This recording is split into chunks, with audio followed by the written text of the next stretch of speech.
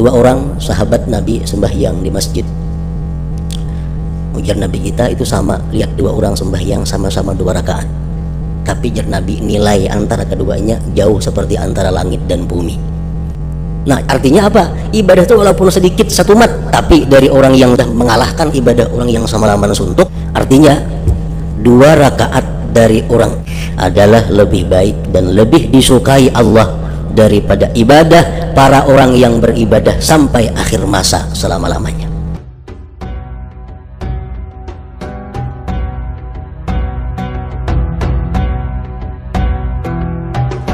Untuk bisa lurus beribadah kepada Allah Subhanahu wa taala diperlukan yang pertama adalah ilmu pengetahuan. Karena ibadah yang tidak berdasarkan dengan ilmu, maka ibadah itu ditolak oleh Allah Subhanahu wa taala.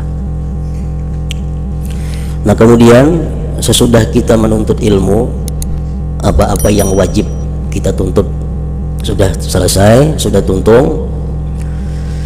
Kemudian kita masuk kepada jalan yang kedua, yaitu tobat.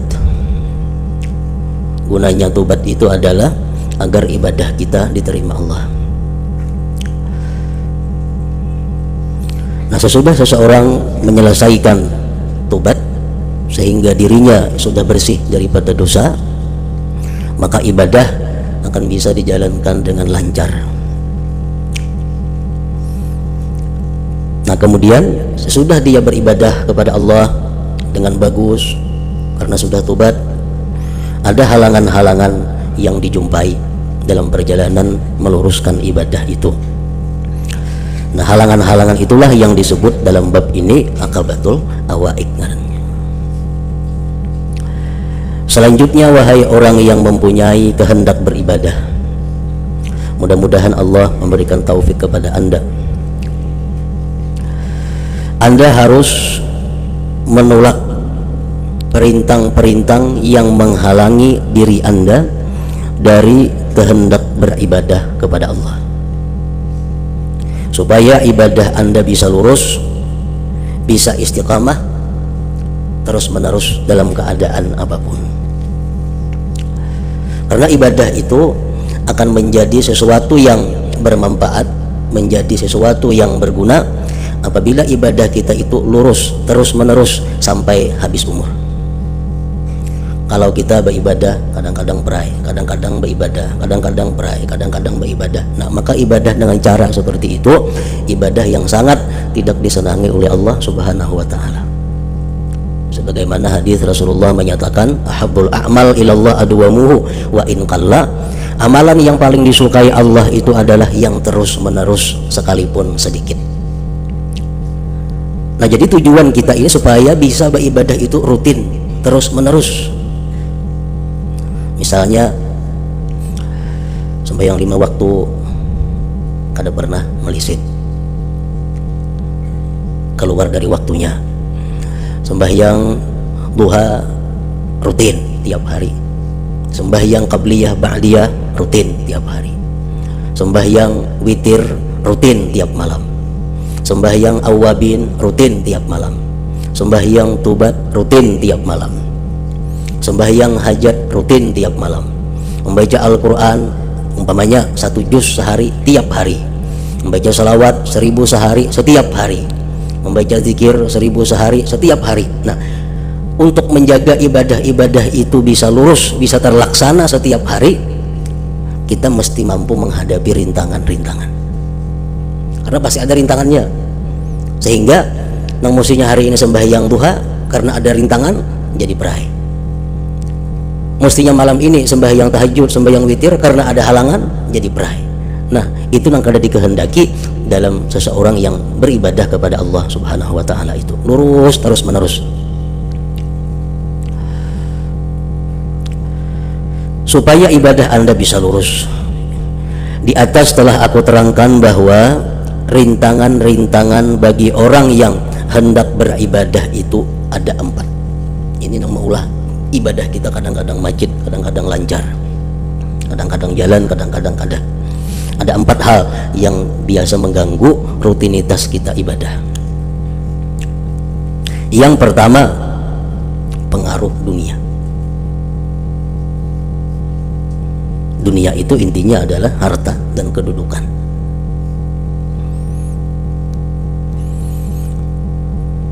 Nah, dunia inilah yang kerap kali mengganggu rutinitas, mengganggu kelancaran ibadah kita. Urusan dunia.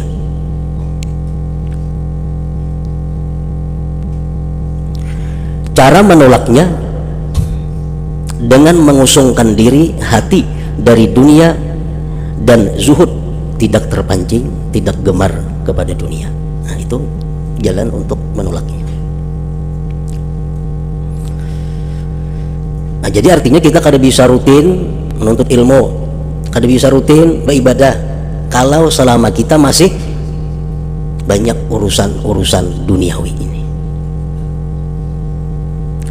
Nah, jadi Anda diharuskan mengusungkan hati dan zuhud terhadap dunia ini karena dua hal. Satu, kenapa kita perlu zuhud? Kenapa kita perlu mengusungkan hati daripada menggemari dunia?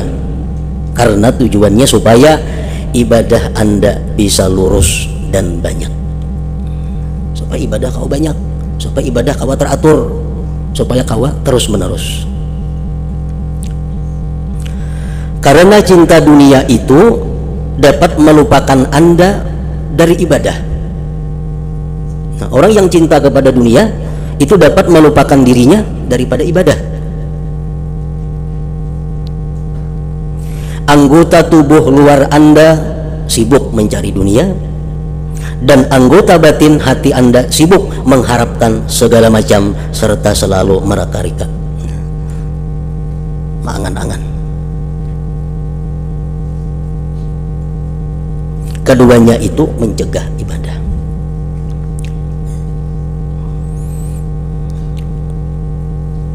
Sebab tubuh itu hanya satu. Tubuh yang kita pakai untuk ibadah itu, iya tubuh yang kita pakai untuk mencari dunia. Tubuh yang kita bawa ke masjid, iya tubuh yang kita bawa ke toko. Tubuh yang kita bawa ke pengajian, iya tubuh yang kita bawa ke perumahan. Tubuhnya hanya satu. Sebab tubuh itu hanya satu dan hati pun hanya satu. Bila hati kita memikirkan ibadah, maka dunia akan tersisihkan. Bila hati kita memikirkan dunia, ibadah tersisihkan. Karena hatinya hanya satu. Hatinya hanya sebuting. Nah, jadi kalau hati sibuk dengan sesuatu perkara, tentu terputus dari kebalikannya.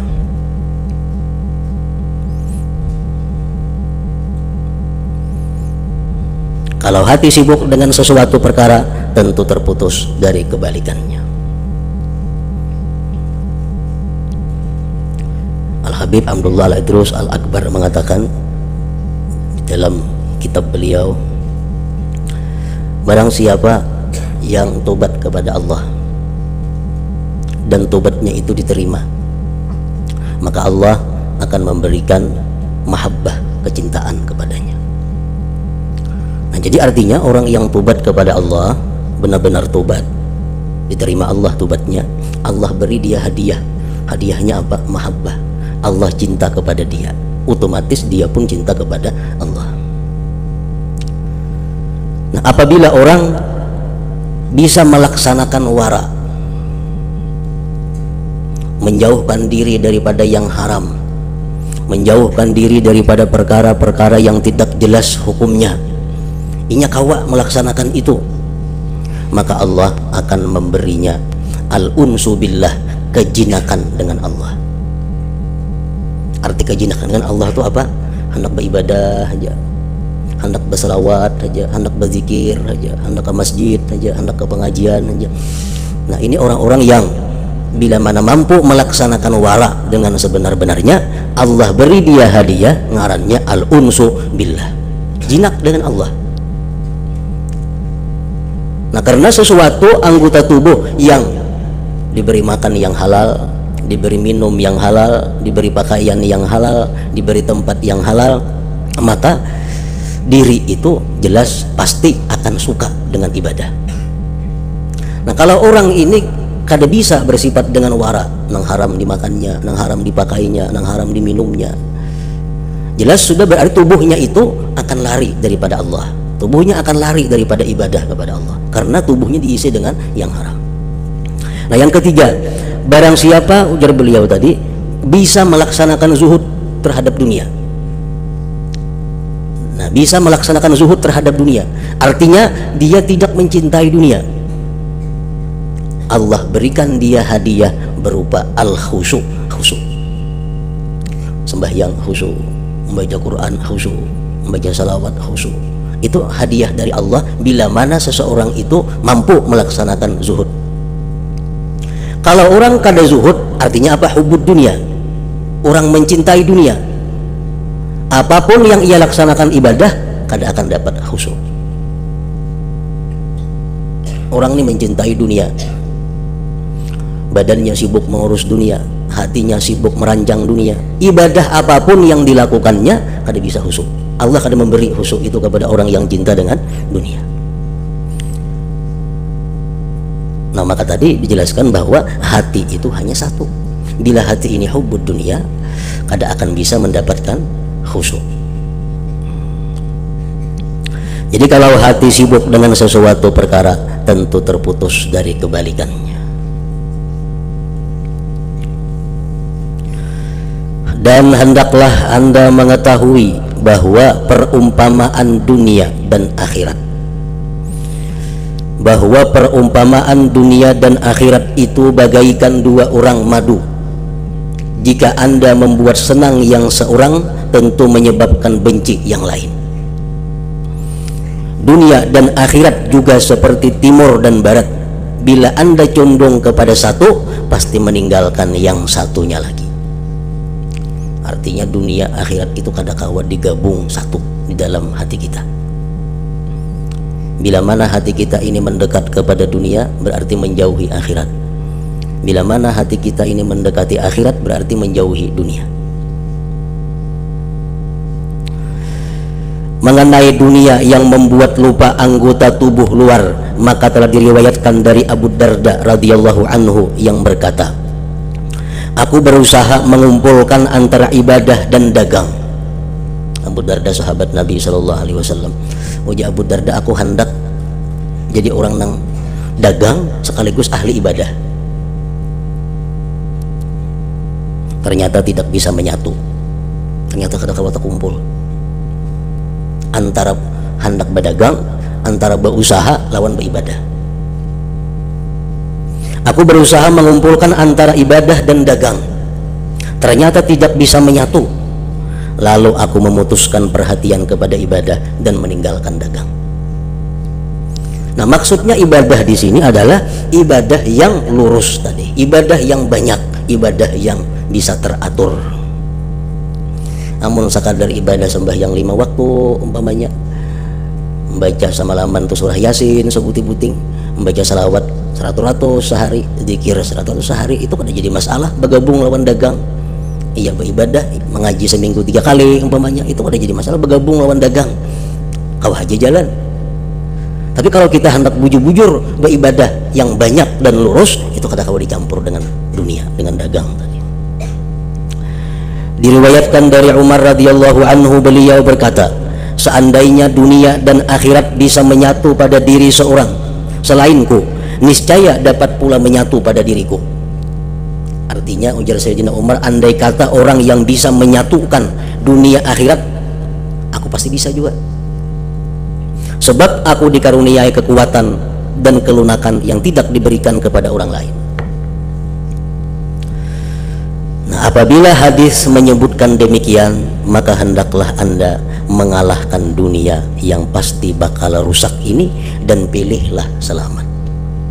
Artinya, kalau sudah tahu bahwa kalau kelancaran ibadah itu kadang-kadang digabung dengan mencintai dunia, maka tinggalkanlah mencintai dunia itu. Pilihlah kelancaran ibadah, karena itu keselamatan, karena itu andaknya kebahagiaan.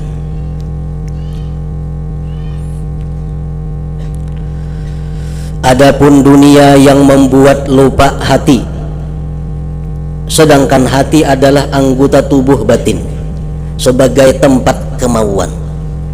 Maka ada sebuah hadis yang diriwayatkan dari Nabi Muhammad sallallahu alaihi wasallam, beliau bersabda, "Man ahabba dunyahu adarra bi akhiratihi, wa man ahabba akhiratahu adarra bi dunyahu, fa athiru ma yabqa ala ma yafna."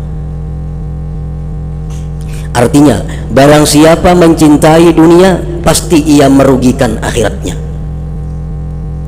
Dan barang siapa mencintai akhirat, tentu merugikan dunianya.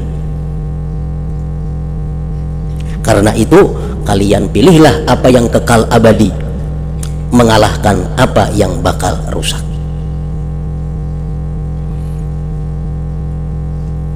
Kalau kita berusaha umpamanya mulai pukul 8 pagi atau pukul 9 pagi sampai pukul 5, nah di jam-jam itu kita sibuk dengan usaha kita. Nah, berapa ibadah yang ditinggalkan? Berapa ibadah yang ditinggalkan? Mulai jam 9 sampai jam 5.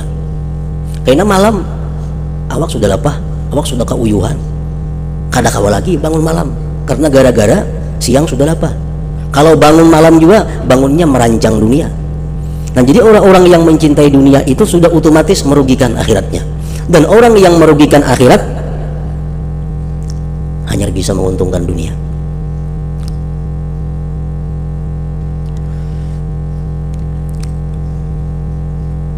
Teranglah bagi Anda bahwa anggota tubuh luar Anda sibuk dengan dunia, dan hati Anda mengharap-harap dunia.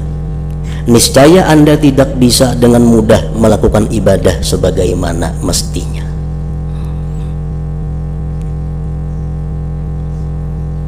Sedangkan apabila Anda zuhud, lalu Anda mengusungkan zahir batin Anda dari dunia, Anda tentu gampang mengerjakan ibadah. Malahan anggota tubuh Anda ikut membantu.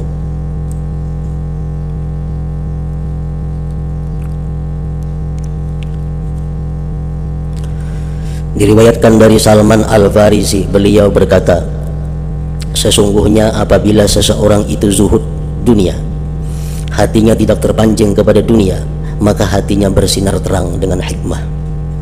Sedangkan anggota-anggota badannya saling bantu dalam ibadah. Nah, jadi itu pertama, kenapa kita harus zuhud? Agar ibadah kita bisa teratur, agar ibadah kita bisa terus menerus. Diperlukan sifat zuhud tadi, tidak mencintai dunia. Yang kedua, kenapa zuhud itu diperlukan? Yang kedua, kalau Anda zuhud, amal Anda banyak harganya. Kalau kita orang yang zuhud terhadap dunia, ibadah kita ini besar nilainya di sisi Allah. Kenapa besar nilainya? Karena kita bisa khusyuk. Kalau orang yang hubud dunia tadi sudah jelas kada akan diberi Allah kekhusyuan itu. Walaupun sudah inya belajar, misalnya kita membaca Quran, artinya sudah tahu, tafsirnya sudah tahu, tapi kita masih tergolong orang yang mencintai dunia. Baca Al-Quran, kita kadang-kadang menerapkan ilmu yang ada itu. Fatihah sudah tahu maknanya, takbir sudah tahu maknanya, tahiyat sudah tahu maknanya, tahu tujuannya, ilmunya sudah cukup. Sembahyang kita, sembahyang.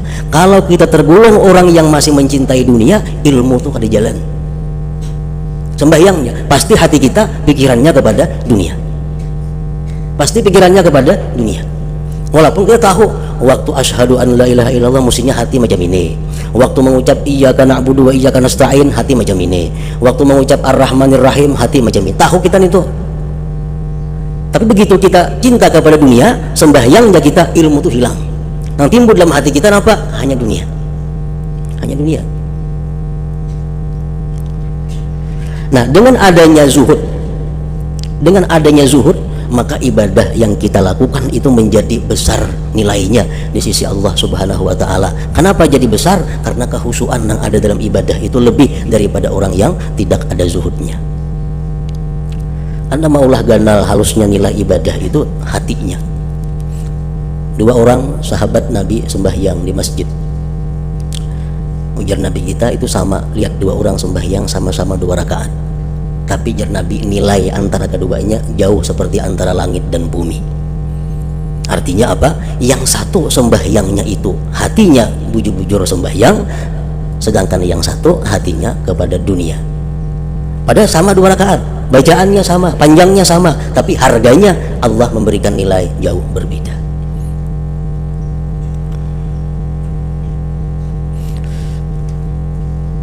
Di zaman Nabi Isa alaihissalam, beliau berjalan dengan sahabat-sahabatnya disebut Hawariyin, jalan sampai di malam hari bergerakan Nabi Isa supaya sembahyang malam. Nah, di antara si kawan-kawan Nabi Isa itu ada yang guring. Nah, lain ini masih beribadahan lagi, masih beramalan. Ada yang saya kuning bangun satu mat guring. Ujar Nabi Isa, kenapa kamu guring? Itu kawan ikam berarti beribadahan semua. Nanti kamu kenapa setumatannya beribadah? Ujar si laki-laki tadi, biar aja, tapi belum zuhud dengan dunia. Nah, artinya apa? Ibadah itu walaupun sedikit satu mat, tapi dari orang yang zuhud terhadap dunia sudah mengalahkan ibadah orang yang semalaman suntuk tapi hatinya mencintai kepada dunia. Nah, kalau Anda zuhud, amal Anda banyak harganya, besar kedudukan dan kemuliaannya.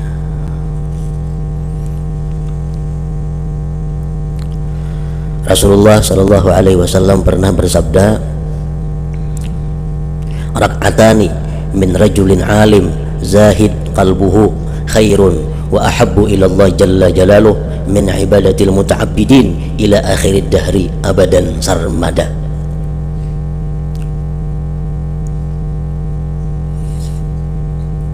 Artinya 2 rakaat dari orang alim lagi zuhud hatinya.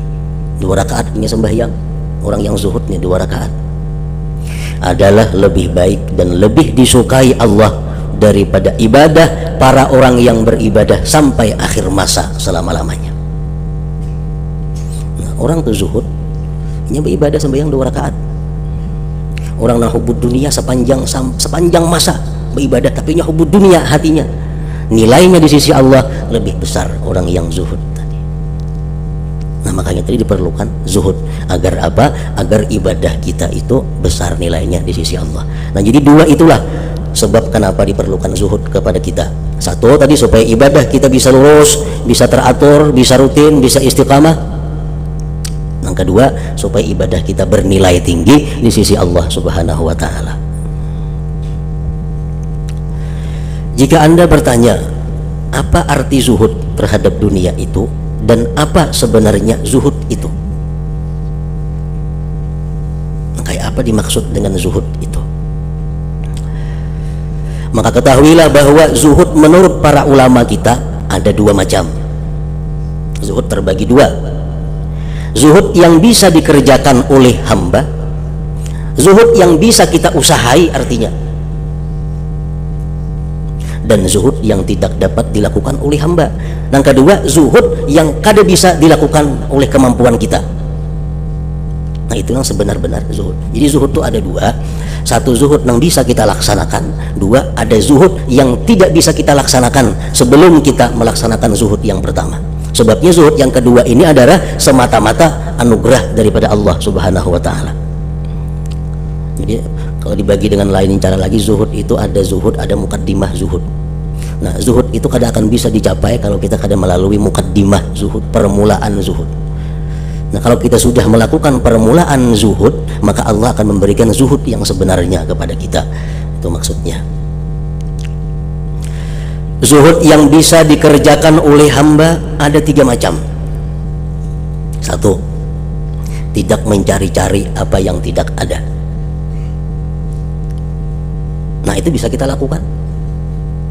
Itu bisa kita lakukan. Tidak mencari-cari apa yang tidak ada. Misal kada bisi toko, kada usah mencari toko. Kada bisi rumah, kada usah mencari rumah. Ini yang sifatnya lebih daripada kadar hajat seseorang. Nah, sesuatu yang masih dalam golongan kadar hajat itu kada dimasukkan dalam hubud dunia, kada dimasukkan dengan bab zuhud. Masalah zuhud ini masalah sesuatu yang lebih daripada kadar hajat. Nah, yang kita bisa adalah tidak mencari-cari apa yang tidak ada. Satu itu. Nah, itu bisa kita kerjakan. Yang kedua, membagikan apa yang telah terkumpul kepada orang lain. Itu kawa juga. Misalnya kita kebanyakan berisi harta, itu kita kawa membagi-bagikan harta itu kepada orang lain. Itu kawa. Yang ketiga, tidak menginginkan dan memilih dunia. Nah, ini zuhud yang bisa dilakukan oleh hamba. Tidak menginginkan dan memilih dunia. Misalnya ada pekerjaan dunia yang menguntungkan, untungnya banyak, hasilnya bagus, tapi kalau ini ku laksanakan, pertama aku bisa kada kau lagi aktif menuntut ilmu, aku bisa kada kau lagi membaca Quran 4-5 juz sehari. Nah, mana yang dipilih? Kalau kita zuhud, memilih memelihara yang ada daripada mengambil dunia itu mengganggu ibadah kita, wirid kita, macam-macam itu. Nah, itu bisa kemampuan kita, tidak menginginkan dan memilih dunia. Nah, jadi 3 macam zuhud itu nang kita bisa melaksanakan. 1, kada mencari nang kadada. 2, membagi-bagikan, memberikan kelebihan nang ada pada seorang. Nang ketiga, memilih akhirat. Artinya kada memilih dunia, kada memilih dunia. Dalam pada itu zuhud yang tidak dapat dilakukan oleh hati hamba. Dalam pada itu zuhud yang tidak dapat dilakukan oleh hamba itu dinginnya sesuatu yang menjadi kesenangan hidup pada hati seseorang yang zuhud. Nah, ini di luar kemampuan kita. Dingin, kada ada semangat, kada ada gairah melihat dunia. Padahal dunia itu merupakan kesenangan hidup. Ada inya kada, hatinya dingin, hatinya kada bersemangat, hatinya kada bergairah melihat perhiasan dunia. Nah, itu kada kawa kita melaksanakan. Itu bisa kalau Allah memberikan. Nah, Allah memberikan yang ini kalau kita sudah melaksanakan 3 zuhud yang pertama tadi. Oleh karena kita ini kebiasaannya sudah kada mencari nang kadada, membagi-bagikan nang sudah ada, kada memilih dunia. Kalau itu kita kawa melakukan, akhirnya perhiasan dunia itu dingin dari hati kita. Kada ada semangat lagi melihat perhiasan dunia ini. Nah, itu zuhud yang sebenar-benar zuhud artinya. Perlu diketahui bahwa zuhud yang bisa dilakukan hamba itu merupakan pendahuluan timbulnya zuhud yang tidak dapat dilakukan oleh hamba. Jadi kalau hamba melakukan zuhud yang makdur, yang bisa dilakukan, misalnya ia tidak mau mencari-cari apa yang tidak ada padanya, mau membagikan apa yang menjadi miliknya, dan tidak mengharap-harap dunia karena Allah, serta mengharapkan besarnya pahala Allah dengan mengingat-ingat cacat dunia, maka itu semua akan menimbulkan dinginnya dunia pada hatinya. Dinginnya dunia di hati inilah zuhud hakiki, zuhud sejati, zuhud yang sebenarnya.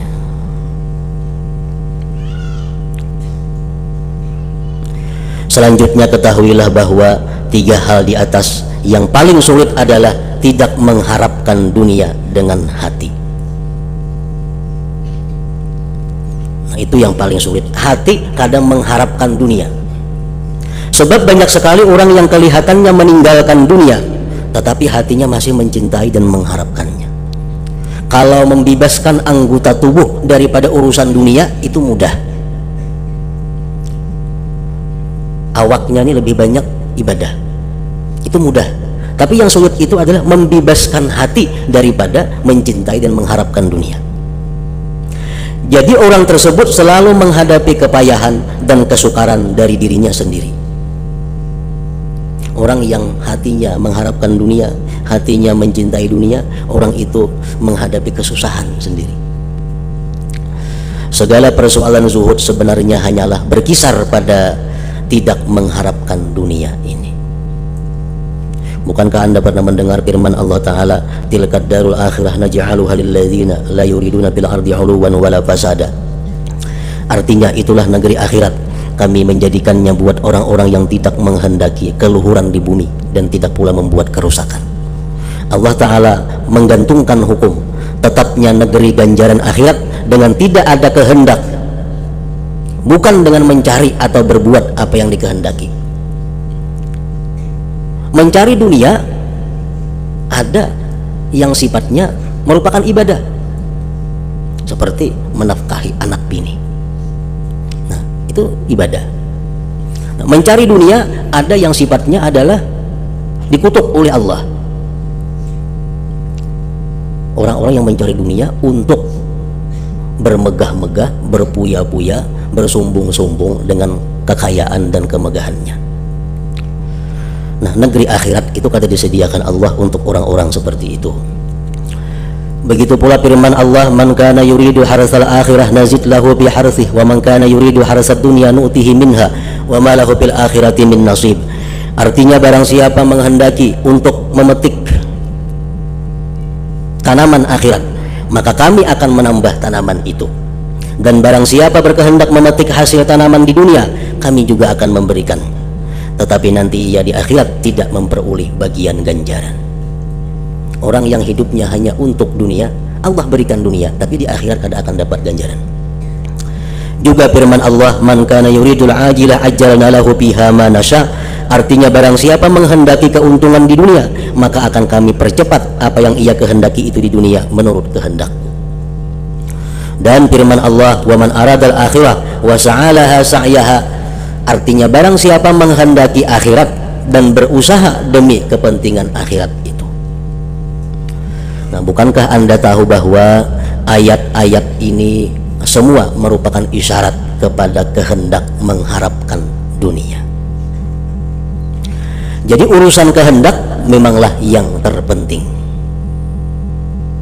Banyak orang yang kada berusaha, kada mencari dunia, tapi dia masih punya kehendak untuk sewaktu-waktu mendapatkan dunia. Nah, jadi urusan kehendak memanglah yang terpenting. Namun apabila hamba tekun dan mengekalkan dua perkara yang terdahulu, yakni membagikan apa yang telah terkumpul dan tidak mencari-cari yang tidak ada, maka bisa diharapkan dari anugerah Allah bahwa dia bakal memberikan taufik kepada hamba guna menolak kehendak mencari dunia ini.